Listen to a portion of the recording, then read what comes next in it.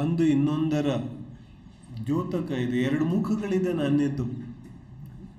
जो अंतरंग से स्वतंत्र होगा वो बहिरंग में परतंत्रता स्वीकार क्यों करेगा? ಸಮಸ್ಯೆ ಏನಾಗುತ್ತೆ, ಜಿನ್ವಾನಿಯಲ್ಲಿ ಎಲ್ಲೋ ಒಂದು ಕಡೆ ಹೇಳಿದ್ದಾರೆ, ಅದರ ಅಪೇಕ್ಷೆ ಬೇರೆ ಇದೆ. ಕಿ ಸಮ್ಯಕ್ ದೃಷ್ಟಿ ಅಂತರಂಗದಲ್ಲಂತೂ ಜೀವನ್ ಮುಕ್ತ ಆಗಿದ್ದಾನೆ, ಆದರೆ ಬಹಿರಂಗದಲ್ಲಿ ಇನ್ನೂ ಬಂಧನ ಇದೆ.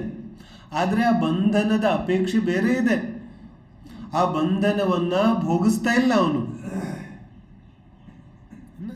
तो वो पराधीन नहीं है.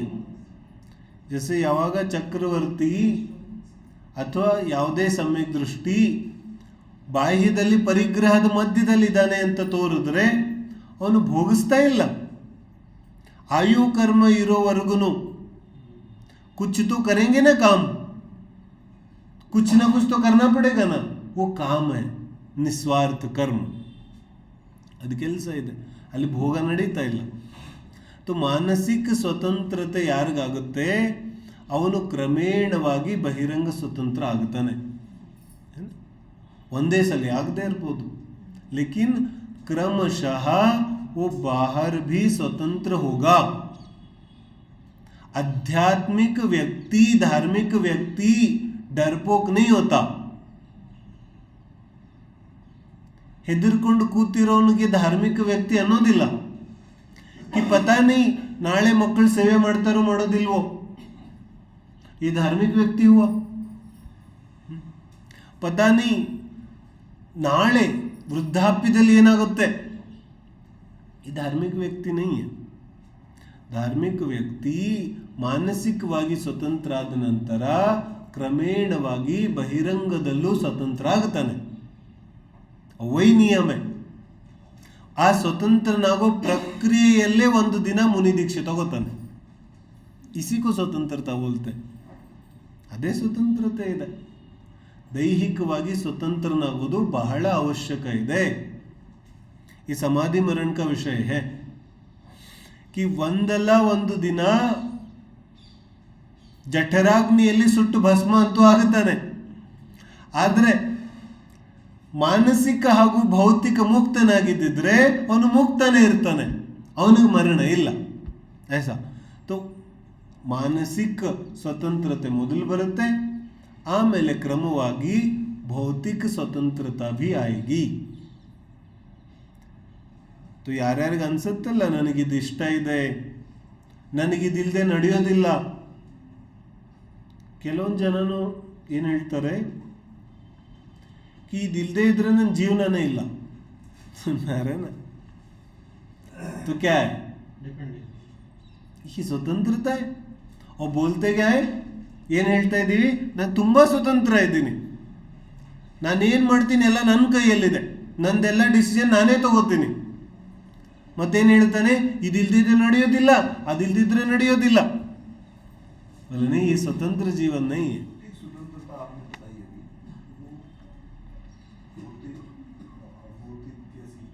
भौतिक माने सबसे पहले होता है शरीर से स्वतंत्रता. ಸಮಾಜಕ್ಕೆ ಮಾತ್ರ ಜೈನ ಸಮಾಜಕ್ಕಲ್ಲ, ನಮ್ಮ ಇಡೀ ಭಾರತಕ್ಕೆ, ಇಡೀ ಪ್ರಪಂಚಕ್ಕೆ ಈ ಉಪದೇಶದ ಅಗತ್ಯ ಇದೆ ಇವತ್ತು. क्योंकि स्वतंत्रता का अर्थ ही नहीं जानते हम. स्वतंत्रता माने स्वच्छंदता समझ लेते हैं. ಸ್ವತಂತ್ರತೆ ಅಂದರೆ ಸ್ವಚ್ಛಂದ ಆಗ್ಬಿಡೋದು, ಏನು ಇಷ್ಟ ಆಗುತ್ತೆ ಅದನ್ನು ಮಾಡೋದು, ಅದು ಸ್ವತಂತ್ರತೆ ನೈ. ಅದು ಸ್ವತಂತ್ರತೆ ಅಲ್ಲ. ಅದಕ್ಕೆ ಭೌತಿಕ ಸ್ವತಂತ್ರತೆಗಿಂತ ಮುಂಚೆ ಮಾನಸಿಕ ಸ್ವತಂತ್ರತೆ ಬರೋದು ಅವಶ್ಯಕ ಇದೆ. ಮಾನಸಿಕ ಸ್ವತಂತ್ರತಾ ಮಾನೆ, ಮಾನಸಿಕ ಸ್ವತಂತ್ರತೆ ಅಂದರೆ ಯಾವ ಯಾವ ರೀತಿಯಾದ ಮಾನಸಿಕ ಬಂಧನಗಳಿದೆ, ಎಲ್ಲೆಲ್ಲಿ ಮನಸ್ಸು ಸುಖ ಹುಡ್ಕೊಂಡು ಕೂತಿದೆ, ಎಲ್ಲೆಲ್ಲಿ ಮನಸ್ಸಿಗೆ ರಾಗಬುದ್ಧಿ ಇದೆ, ಎಲ್ಲೆಲ್ಲಿ ಮನಸ್ಸಿಗೆ ದ್ವೇಷ ಬುದ್ಧಿ ಇದೆ, ಎಲ್ಲೆಲ್ಲಿ ಸುಖ ಬುದ್ಧಿ ಇದೆ, ಎಲ್ಲೆಲ್ಲಿ ದುಃಖ ಬುದ್ಧಿ ಇದೆ, ಎಲ್ಲೆಲ್ಲಿ ಶತ್ರು ಬುದ್ಧಿ ಇದೆ, ಎಲ್ಲೆಲ್ಲಿ ಮಿತ್ರ ಬುದ್ಧಿ ಇದೆ, इन सब को बोलते हैं बंधन. पता नहीं समाज वाले क्या कहेंगे, इसको कहते हैं मानसिक बंधन. पता नहीं बच्चे क्या बोलेंगे, इसको बोलते मानसिक बंधन। तो इसका अर्थ क्या है, स्वच्छंद हो जाओ? नहीं, ये अर्थ नहीं है। ಸ್ವಚ್ಛಂದ ಆಗುವ ಅರ್ಥ ಇಲ್ಲ.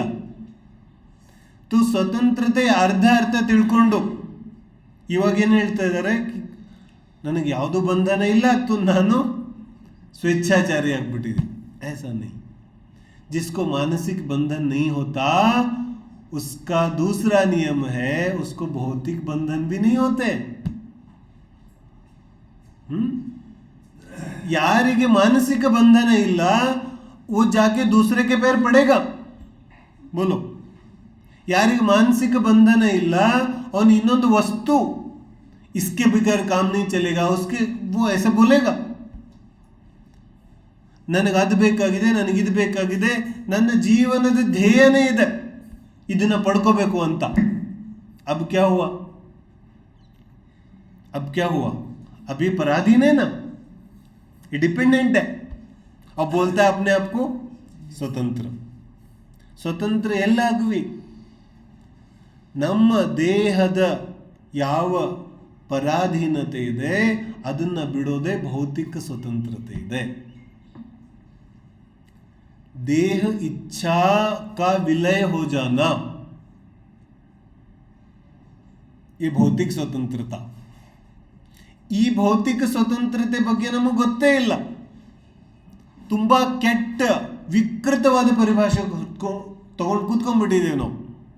ಭೌತಿಕ ಸ್ವತಂತ್ರತೆಯ ಒಂದೇ ಒಂದು ಅರ್ಥ ಇದೆ, ನಿನ್ನ ದೇಹದ ಯಾವ ಪರಾಧೀನತೆ ನಿನ್ನ ಜೊತೆಗಿದೆ ಅದರಿಂದ ಮುಕ್ತ ಆದೆ ನೀನು. ನಿನ್ನ ದೇಹ ಹೇಳದಂತೆ ನೀನು ಕೇಳೋದಿಲ್ಲ, ನಿನ್ನ ಕಣ್ಣು ಕಿವಿ ಮೂಗು ಬಾಯಿ ಹೇಳದಂತೆ ನೀನು ಕೇಳೋದಿಲ್ಲ. इसको बोलते हैं भौतिक स्वतंत्रता.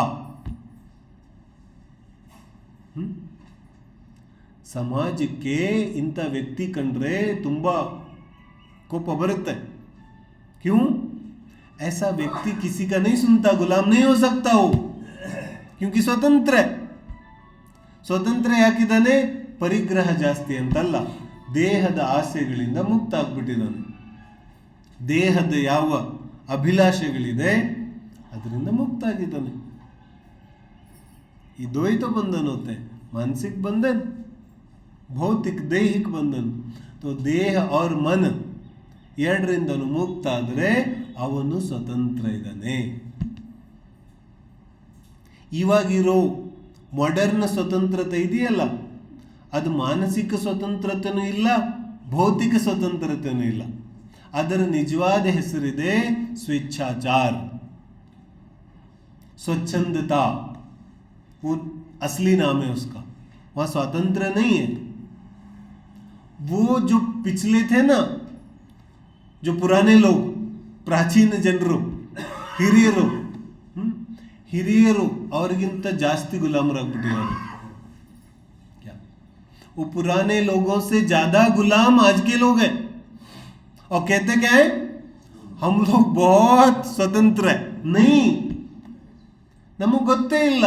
पुराने जितने लोग थे वो आज के लोगों से ज्यादा स्वतंत्र थे. ಇವಾಗಿನ ವ್ಯಕ್ತಿ, ಇವಾಗಿನ ಜನರಂತೂ ಭೂತಕಾಲಕ್ಕಿಂತ ಜಾಸ್ತಿ ಪರತಂತ್ರದಲ್ಲಿದ್ದಾರೆ. इसका निशानी क्या है बताऊं? इधर लक्षण ಏನು? आप जैसे ही बाहर निकलोगे ना यहाँ से, ಇಲ್ಲಿಂದ ಹೊರಗೆ ಹೆಜ್ಜೆ ಇಟ್ಟಿದ ತಕ್ಷಣನೇ ಏನ್ ಕಾಣಿಸುತ್ತೆ? ये बड़ा मार्केट दिखाई देगा. ये बड़े मार्केट का अर्थ क्या है? मार्केट का अर्थ ही होता है गुलाम. जितने ज्यादा गुलाम होंगे उतना मार्केट बढ़ेगा. क्या हम जब मार्केटिंग पढ़ते थे ना, तो मार्केटिंग ಅಲ್ಲಿ ಒಂದು ರೂಲ್ಸ್ ಇರುತ್ತೆ. ಏನು? कि ಮಾರ್ಕೆಟ್ ಅಲ್ಲಿ ವಸ್ತುಗಳ ಅವಶ್ಯಕತೆ ಅಂತೂ ಇಲ್ಲ, ಆದ್ರೆ ವಸ್ತು ಮಾರೋದಿದೆ. तो ಏನ್ ಮಾಡೋದು? तो उसको कहते हैं उत्पन्नದ ಅವಶ್ಯಕತೆಯನ್ನು उत्पन्न ಮಾಡೋದು. जैसे कोई वस्तु चाहिए नहीं मार्केट में, लेकिन बेचना तो है ना, तो क्या करो? पहले आवश्यकता पैदा करो, इसको कहते ಮಾರ್ಕೆಟಿಂಗ್. तो ಏನ್ ನಡೀತಾ ಇದೆ, ಹೊರಗಡೆ ಹೆಜ್ಜೆ ಇಟ್ಟ ತಕ್ಷಣನೇ ಯಾವ ಮಾರ್ಕೆಟ್ ಕಾಣಿಸ್ತಿದೆಯಲ್ಲ, ಇದು ದಾಸನಾಗುವಂತಹ ಗುಲಾಮಗಿರಿಯ ಲಕ್ಷಣ ಇದೆ. जिस व्यक्ति को जितनी वस्तुएं चाहिए वो उतना बड़ा गुलाम है. तो ಸ್ವತಂತ್ರತೆ ಎಲ್ಲಿ ಸಿಕ್ತು? ಯಾವ ವ್ಯಕ್ತಿಗಳಿಗೆ ಎಷ್ಟು ವಸ್ತುಗಳ ಅಗತ್ಯ ಇದೆ ಅವನಷ್ಟು ಗುಲಾಮ ಇದ್ದಾನೆ. स्वतंत्रता ಎಲ್ಲಿದೆ? तो भाई पुराने व्यक्ति को वस्तुएं कम चाहिए होती थी तो अपेक्षाकृत ज्यादा स्वतंत्र था. अर्थ ಆಗ್ತಿದೆ कि नहीं समझ आ रहा? स्वतंत्र मतलब कैसे नहीं, जीवन का मात्र इतना अर्थ होता है कि जीव मुक्त आकाश के जैसे होता है. आकाश कैसे होता है? आकाश ಹೆಂಗಿರುತ್ತೆ? वो खाली खाली है, वहां कुछ भरा है तो क्या भर सकता है वहां पर? कुछ भी भर सकते हो. कुछ भी भरो फिर भी आकाश कैसे रहेगा? फिर भी खाली. तुम भरो ना, जितना भर सकते हो भरो, फिर भी क्या है? फिर भी खाली. तो जीवन तो ऐसा होना चाहिए, मुक्त बिल्कुल. जो भी आए जो भी जाए, जीवन अंतु मुक्ता ಇದೆ, आकाशದಂತೆ. वही मुक्त जीवन है. और क्या है जीवन में? दुख इस बात का नहीं कि क्या आया और क्या जा गया. ದುಃಖ ಯಾವುದರಿಂದಿದೆ? ದುಃಖ ಇದೆ, ಅದು ಯಾಕೆ ಹೋಯ್ತು, ಇದು ಯಾಕೆ ಬಂತು. मुक्त व्यक्ति हत्र प्रश्न ಇಲ್ಲ, उसके पास प्रश्न नहीं है. आए ठीक है, गया वो ठीक है. उसको आने पर प्रभावित नहीं होता, जाने पर भी प्रभावित नहीं होता, तभी तो वो मुक्त होगा. क्यों? क्योंकि जीव तो अनादि से अकेला है ना. ಸಮಸ್ಯೆ क्या हो जाती है, ಹಿಂಗಿದ್ಬಿಟ್ರೆ ಜೀವನ ಹೆಂಗ್ ಮಾಡೋದು? ಅರೆ ಇದೇ ನಿಜವಾದ ಜೀವನ ಇದೆ. ಅನಾದಿ ಕಾಲದಿಂದ ಜೀವ ಒಬ್ಬನೇ ಇದ್ದಾನೆ, ಅನಂತ ಕಾಲದವರೆಗೂ ಒಬ್ಬನೇ ಇರೋನಿದ್ದಾನೆ. तो ಇವಾಗ ಒಬ್ಬನೇ ಇರಕ್ಕೆ ಏನು ಪ್ರಾಬ್ಲಮ್ ಆಗ್ತಿದೆ ನಿಂಗೆ? ಮಧ್ಯದಲ್ಲಿ ಭ್ರಮೆ ಯಾಕೆ? खाली बीच में क्यों भ्रम होता है? आगे का नहीं, पीछे का नहीं, बीच में भ्रम है कि सब चाहिए, नहीं तो जीवन के. अरे इतना दिन कैसे जी रहे थे? ಇಷ್ಟು ಭಾವಗಳಲ್ಲಿ ಹೆಂಗೆ ಜೀವನ ಮಾಡ್ತಾ ಇದ್ದೆ? जीवन तो तब भी चल रहा था, तो कैसे चल रहा था? अरे ಇಡೀ ಪ್ರಪಂಚ ಹೇಳುತ್ತಾ ಇದೆ ಹೋಗುವಾಗ ತಗೊಂಡು ಹೋಗೋದಿಲ್ಲ ಅಂತ. इसका अर्थ क्या? इसका अर्थ इतना कि ಜೀವ ಅನಾದಿಯಿಂದ ಒಬ್ಬನೇ ಇದ್ದಾನೆ, ಅನಂತ ಕಾಲದವರೆಗೂ ಒಬ್ಬನೇ ಇರೋನಿದ್ದಾನೆ. तो ಇವಾಗ ಅದನ್ನ ಸ್ವೀಕಾರ ಮಾಡಿದ್ರೆ ಮುಕ್ತ ಆಗುತ್ತಾನೆ, ಅಷ್ಟೇ ಇದೆ ವಿಷಯ. ಈಗ ಸ್ವೀಕಾರ ಮಾಡಲಿಲ್ಲ ಅಂದ್ರೆ ಸುಟ್ಟು ಭಸ್ಮ ಆಗ್ಬಿಡ್ತಾನೆ. इतना ही है विषय को, कोई बहुत गंभीर विषय थोड़ी है. आत्मानुशासन का स्वाध्याय करना इसलिए आवश्यक है. नहीं तो ನಾವೇನ್ ಮಾಡ್ಬಿಡ್ತೀವಿ, ಅಧ್ಯಾತ್ಮದ ಗೂಢ ಗಂಭೀರ ರಹಸ್ಯಗಳನ್ನ ಹಿಡ್ಕೊಂಡು ಕೂತ್ಕೊಂಡ್ಬಿಡ್ತೀವಿ. ಅರೆ ಸಮ್ಯಕ್ತ್ವ ಆಗುತ್ತೆ, ಸಮ್ಯಕ್ತ್ವದಲ್ಲಿ 48 ಕರ್ಮ ಪ್ರಕೃತಿಗಳ ನಾಶ ಆಗುತ್ತೆ. तो ಅದರಲ್ಲಿ ಯಾವ ಕರ್ಮ ಪ್ರಕೃತಿಯಲ್ಲಿ ಏನೇನು ವ್ಯತ್ಯಾಸ ಆಗುತ್ತೆ सब पता है इसको, लेकिन करता कुछ नहीं. क्यों? ಯಾಕಂದ್ರೆ ಅದರಲ್ಲಿ ಆನಂದ ಬರುತ್ತೆ, ಆದರೆ ಯಾವಾಗ ಅಳವಡಿಸುವ ವಾಸ್ತವಿಕ ಪರಿಸ್ಥಿತಿ ಬರುತ್ತೆ सब भूल जाता है. आत्मानुशासन जीवन तोरिस्कोडुत्ते, ऐसा जीवन है. देखो आचार्य ने कैसे बोला, स्वातंत्रम व्रज.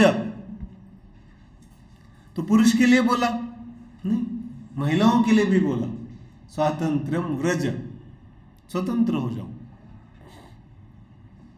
तो ಇವತ್ತಿನ ಸ್ವಾಧ್ಯಾಯದ ಸಾರ ಇದೇ ಇದೆ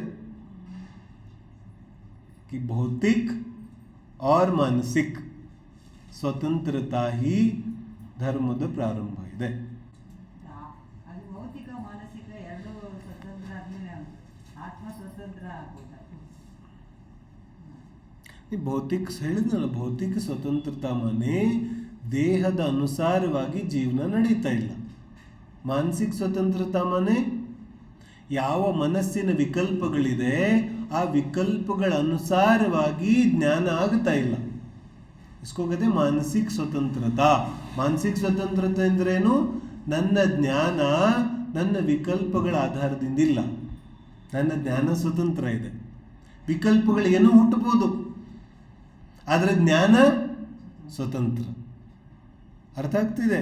इसको कहते हैं ಮಾನಸಿಕ ಸ್ವತಂತ್ರತಾ. इसको मैं विस्तार करूँगा तो ಎಲ್ಲರಿಗೂ ಸ್ವಲ್ಪ ಕಷ್ಟ ಅನಿಸುತ್ತೆ.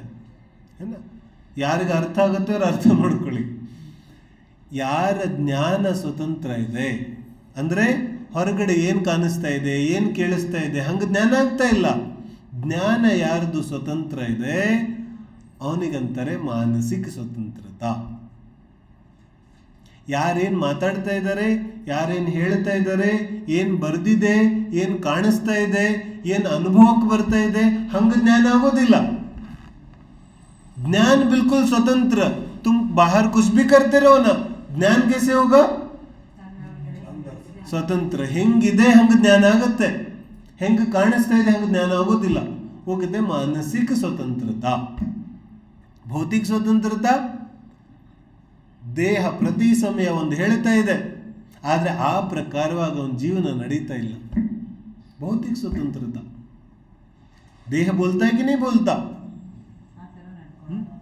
ದೇಹದ ಒಂದೊಂದು ರೋಮ ಒಂದೊಂದು ಕಣ ಹೇಳುತ್ತೆ ಭೋಗ ಮಾಡುವಂತ. ಆ ಪ್ರಕಾರವಾಗಿ ಜೀವನ ನಡೀತಾ ಇಲ್ಲ ಅಂದ್ರೆ ಭೌತಿಕವಾಗಿ ಸ್ವತಂತ್ರ ಇದ್ದಾನೆ. ಭೌತಿಕ ಸ್ವತಂತ್ರ ಮನೆ ದೇಹ ನಾಶ ಆಗೋದಲ್ಲ. ದೇಹ ಯಾವಾಗ ಹೋಗುತ್ತೆ ಹೋಗುತ್ತೆ. ನ ಮರನೆ ಕಾ ಭಯ ನ ಜೀನೆ ಕಾ ಲಾಲಚ್. ಜೀವನದ ಆಸೆ ಇಲ್ಲ, ಸಾಯುವ ಅಭಿಲಾಷೆ ಇಲ್ಲ. ಜೀವನ ಸ್ವತಂತ್ರವಾಗಿ ನಡೀತಾ ಇದೆ. यही तो हुआ भौतिक और मानसिक स्वतंत्रता. ಇದು ಎರಡು ಸ್ವತಂತ್ರತೆ ಯಾರಿಗಿದೆ वो क्यों फिर गुलाम बनेगा? ಅವನಿಗೆ ಯಾಕೆ ದುಃಖ ಆಗುತ್ತೆ? सारा जंजाल इसी का तो है. आंखों ने कुछ कह दिया और इसने सुन लिया, आंखों आंखों में ही बोल दिया, अरे ना. या फिर कानों से कुछ सुनाई दिया और इसने मान लिया. इसी को परतंत्रता बोलते हैं. जो सुनते हैं ना वो वास्तविक बात नहीं होता, जो दिखाई देता है वो वस्तु स्थिति नहीं होती, जो स्वाद आता है वो वास्तविक नहीं होता. तो बोले जीव का भ्रम है. इसी को परतंत्रता बोलते हैं. ಸಮಾಜದಲ್ಲಿ ಯಾವುದನ್ನ ಒಳ್ಳೇದಂದಿದ್ದಾರೆ ಅದನ್ನ ನೋಡಿದ ತಕ್ಷಣ ಇವನಿಗೂ ಒಳ್ಳೇದನ್ಸುತ್ತೆ. ಈ ಭ್ರಮನೇ. ಸಮಾಜದಲ್ಲಿ ಯಾವುದು ಕೆಟ್ಟದಂದಿದ್ದಾರೆ ಅದನ್ನ ನೋಡಿದ್ರೆ ಇವನಿಗೂ ಕೆಟ್ಟದನ್ಸುತ್ತೆ. ಈ ಭ್ರಮನೇ. ಈ ಭ್ರಮಿತೋ. ಕ್ಯೂ ಎಲ್ಲರೂ ಹೆಂಗೆ ಹೇಳ್ತಾರೆ ಹಂಗೆ ಕೇಳಬೇಕು. ಪರತಂತ್ರತಾ ಬಹುಮತ್. ಬಹುಮತ್ ಕ್ಯಾ ಹೋತಾ ಹೈ? ಬಹುಮತ್ ಪರತಂತ್ರತೆಯ ತುಂಬಾ ದೊಡ್ಡ ಲಕ್ಷಣ ಇದೆ. जिसको बहुमत चाहिए हो समझना कि वो बहुत बड़ा गुलाम है. बहुमत नहीं, बहुमत नहीं चाहिए भाई, सत्य चाहिए. ಎಲ್ಲಿ ಸತ್ಯ ಇದೆ ಅಲ್ಲಿ ಸ್ವಾತಂತ್ರ್ಯ ಇದೆ, ಅಲ್ಲಿ ಏಕತ್ವ ಇದೆ, ಅಲ್ಲಿ ಧರ್ಮ ಇದೆ, ಅಲ್ಲಿ ಆನಂದ ಇದೆ. ठीक है, चलो.